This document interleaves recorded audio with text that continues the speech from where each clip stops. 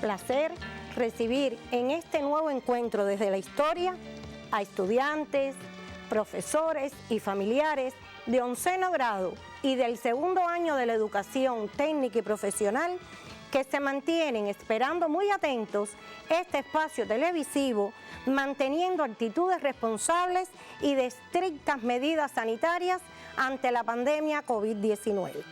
Como siempre, les recomiendo lo importante que resulta tomar las notas que ustedes consideren necesarias para que después puedan profundizar en las indicaciones que hoy les vamos a señalar.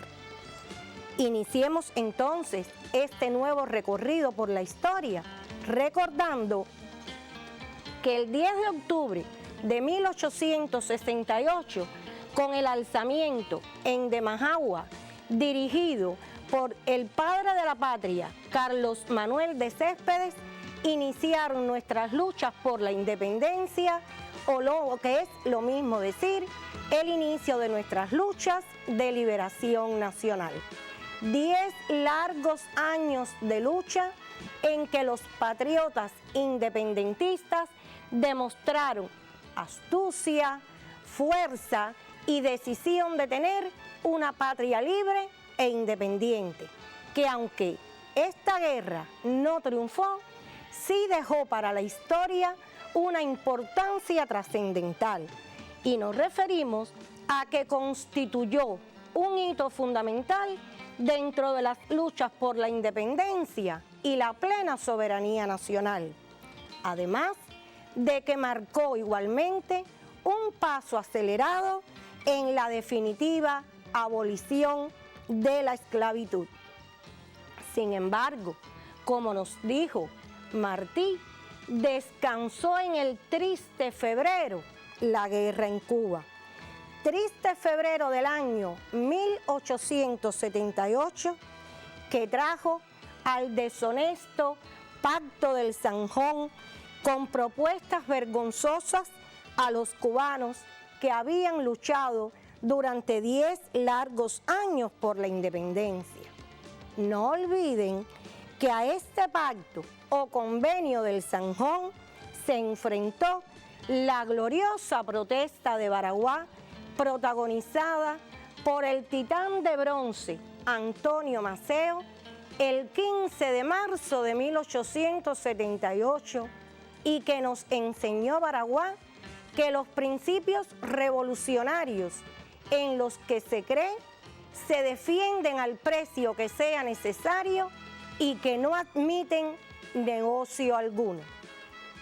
Es por ello que precisamente a este periodo histórico, entre 1878 y 1895, la historia lo reconoce con el nombre de reposo turbulento o tregua fecunda, que es precisamente el contenido del que vamos a hablar en el tema de hoy.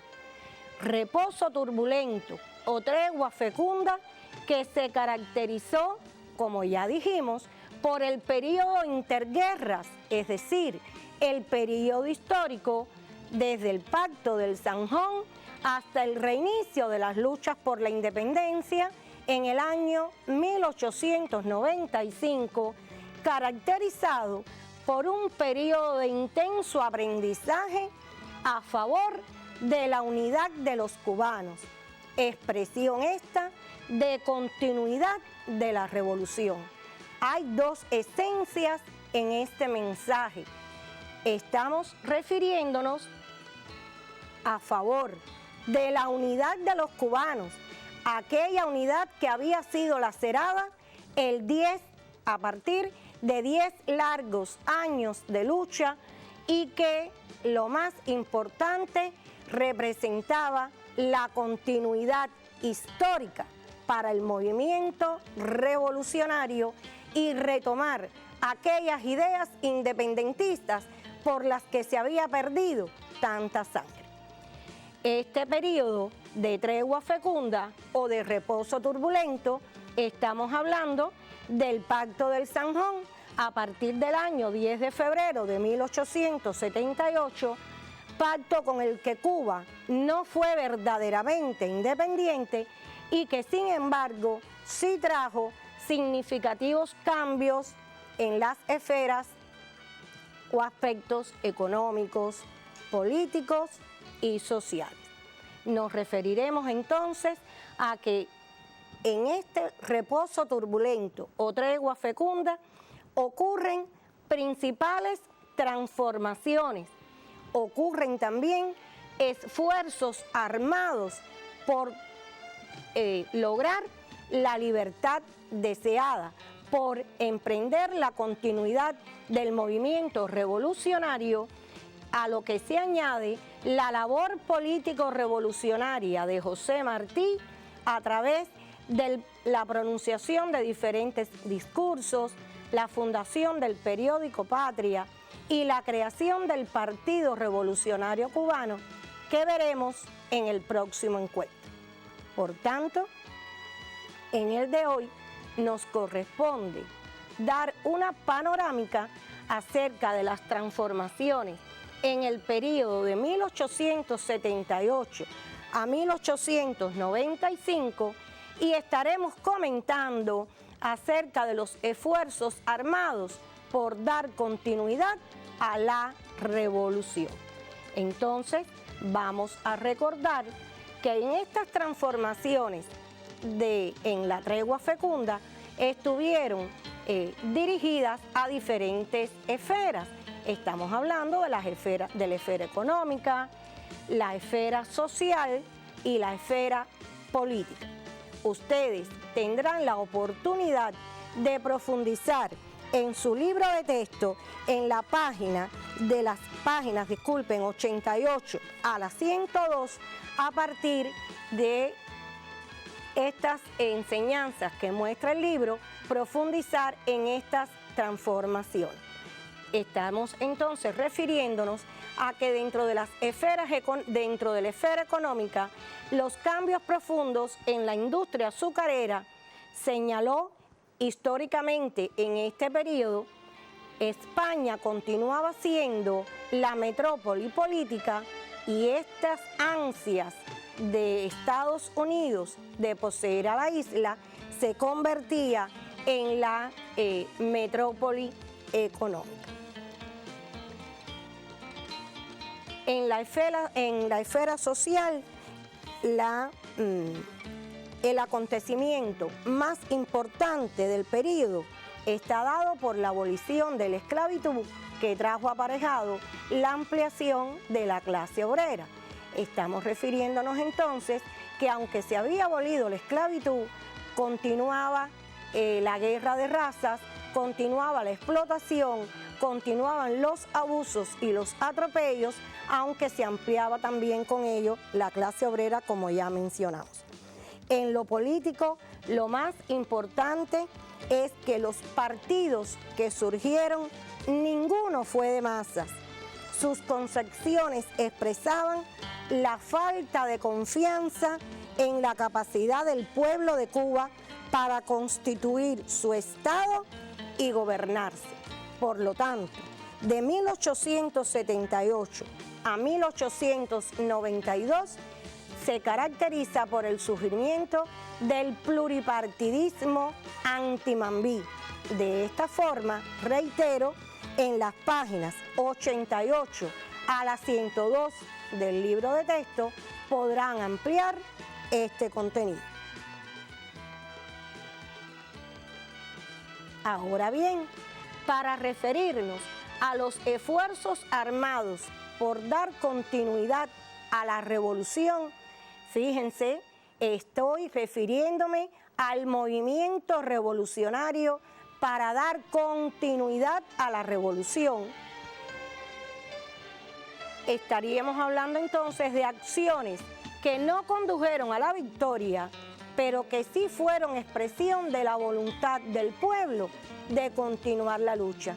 Y aquí volvemos a encontrar estas esencias que estamos refiriéndonos desde el inicio de la actividad. Estamos hablando de fuerza para continuar la lucha porque es expresión de continuidad del proceso revolucionario. Estos esfuerzos armados nos referiremos a la protesta del Jarao, producida el 15 de abril, llevada a cabo el 15 de abril de 1879 en Santi Espíritu, para dejar demostrado la constancia de que no se aceptaba el zanjón y con mucha fuerza la Guerra Chiquita de 1879 a 1880. Después del Pacto del Zanjón, hubo muchos jefes mambises que permanecieron en la isla y que mantenían la voluntad por la independencia de Cuba.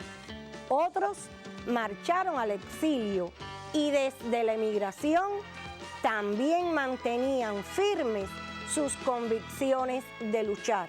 Por tanto, había una gran preocupación, tanto dentro como fuera de la isla, por lograr la verdadera independencia.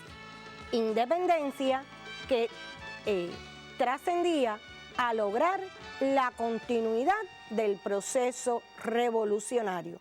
Por tanto, correspondería al mayor general Calixto García Íñiguez, desde Nueva York, la inmensa responsabilidad de organizar y llevar a vías de hechos acciones armadas en Cuba. Este proceso es al que conoce la historia como Guerra Chiquita. Acciones que nacían con la unidad lesionada y ausencia total de una eficaz coordinación entre los revolucionarios, tanto de los que estaban en la isla como los que estaban en la inmigración. Pero fíjense, lo más importante es el interés de ambos grupos por darle continuidad al movimiento revolucionario y lograr la verdadera independencia. Estas acciones que estamos diciendo que nacieron totalmente lesionadas, vamos a ver que ustedes les estamos indicando en este momento y que dispondrán de un tiempo para llevar esto a sus libretas. Se deben referir de la Guerra Chiquita a su líder y organizador, los objetivos que la llevaron, por las que se llevó a cabo, los participantes, la extensión y causas de su fracaso. Entonces, copien en sus libretas para que después puedan cumplir con esta indicación.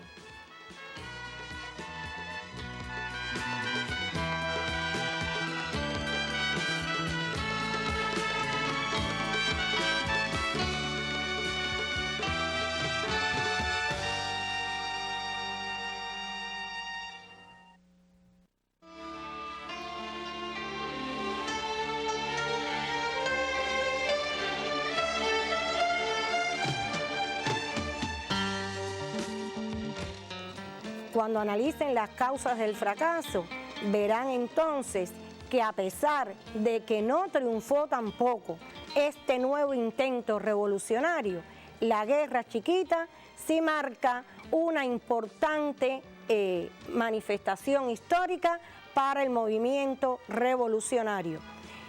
Demostró que la continuidad de la lucha no se había perdido en la voluntad del pueblo. Y algo muy significativo que tendremos la oportunidad de en el próximo encuentro ejemplificar, reveló las cualidades revolucionarias de José Martí. Esta Guerra Chiquita entonces enseñó una vez más el carácter imprescindible de lograr la unidad en la organización y conducción del movimiento revolucionario. Volvía a suceder el mismo final de la Guerra de los 10 años. Todavía no estaba consolidada la verdadera unidad que llevaría a los revolucionarios independentistas, a aquellos que sentían esas majestuosas ideas de libertad, en conseguir la verdadera independencia. Por ello, se producen además de estos esfuerzos armados, otros como la conspiración de la Liga Antillana en el año 1880, y se producen de 1884 al 85 diferentes llegadas de varias expediciones que vendrían a fortalecer desde la emigración el movimiento revolucionario en la isla. Recordemos, como dijimos ahorita, estos movimientos nacían con la unidad lacerada y por uno u otro motivo no lograban el triunfo por el que tanto se habían esforzado y habían preparado. En el año 1880, la conspiración de la Liga Antillana permite que se produzcan en la isla diferentes alzamientos, sobre todo en la ciudad de Santiago de Cuba y otros pueblos orientales, como apoyo a una expedición que traería el patriota Antonio Maceo. En el año de 1884 al 85 se producen entonces en la isla varias expediciones dirigidas por diferentes grupos de revolucionarios, por ejemplo en la ciudad de Cárdenas, en Oriente, en la localidad de Baracoa, pero que son acciones que tampoco cumplen el propósito deseado. De 1884 a 1886 se organiza el plan o el programa revolucionario ideado dirigido por Gómez como Maceo como segundo al mando, y que recibe el nombre de Programa Revolucionario de San Pedro Sula, es decir, el nombre de la ciudad de Honduras donde se redactó este programa revolucionario, y que la historia también lo reconoce con el Plan Gómez o el Plan Gómez-Maceo, que también por diferentes problemas de diversas índoles tampoco logró el triunfo deseado. Estamos entonces refiriéndonos a patriotas como Gómez, Maceo, José Martí, que fueron los iniciadores o los que estuvieron organizando este programa revolucionario. Y en el año 1890 se produce otro intento conspirativo con Maceo, contando con la presencia de Maceo en Cuba. Estamos refiriéndonos a la conspiración de la paz del manganeso. Ustedes tendrán la posibilidad de, en su libro de texto, de la página 103 a la 114, consultar toda esta bibliografía para que puedan profundizar en todos estos esfuerzos armados que, aunque no triunfaron y fracasaron, sí demostraron que todavía no era suficiente la unidad entre los revolucionarios, en que había total ausencia de un programa político y que había falta de coordinación entre la emigración y los patriotas que permanecían en la isla. Nos referimos entonces a que aún todavía era necesario lograr mayor unidad para que la continuidad de la revolución surgiera a vías de hecho y se pudiera lograr.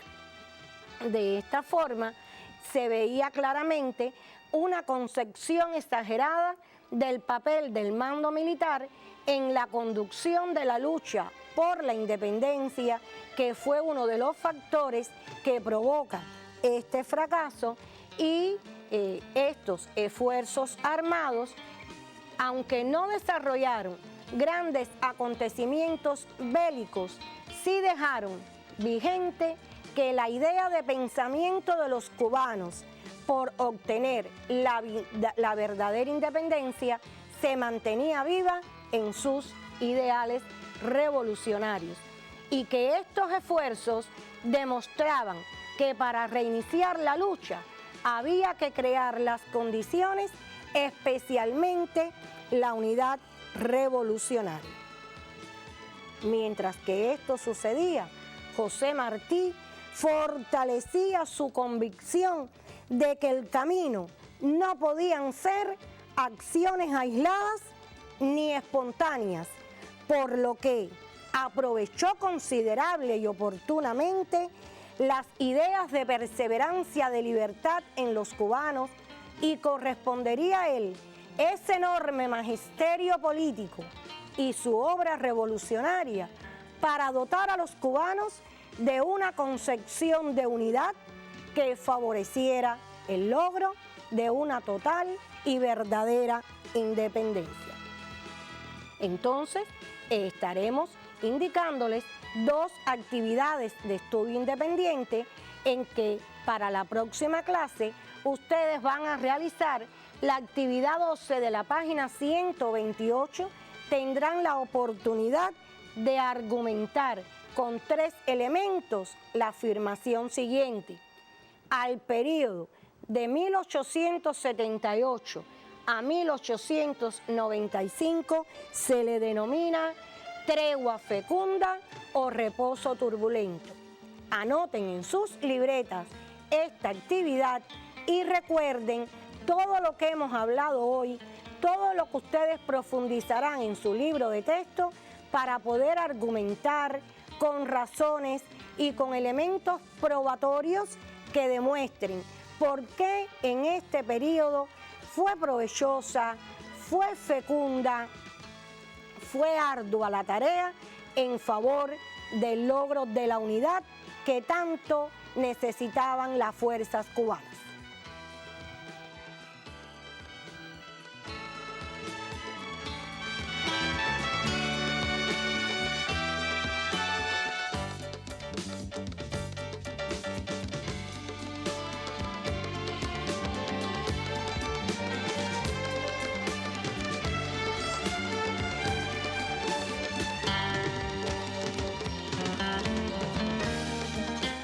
Segunda actividad, en la página 1 de la página, la actividad 1 de la página 114, van a argumentar también con elementos probatorios esta afirmación martiana.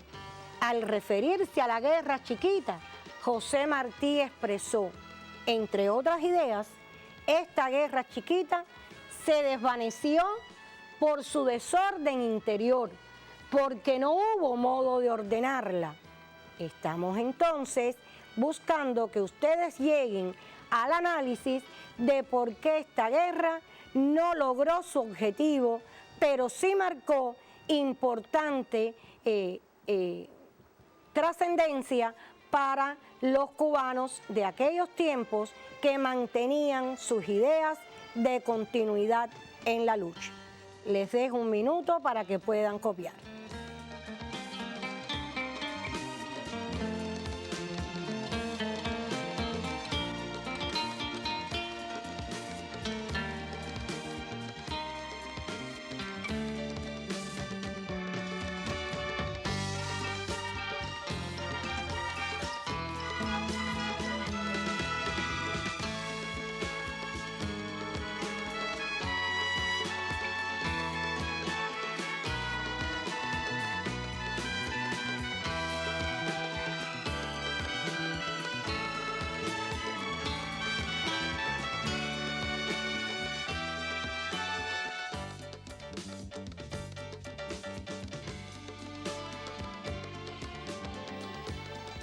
Agradecida por la compañía y la atención que han prestado, me despido por hoy, no sin antes recordarles que se cuiden mucho.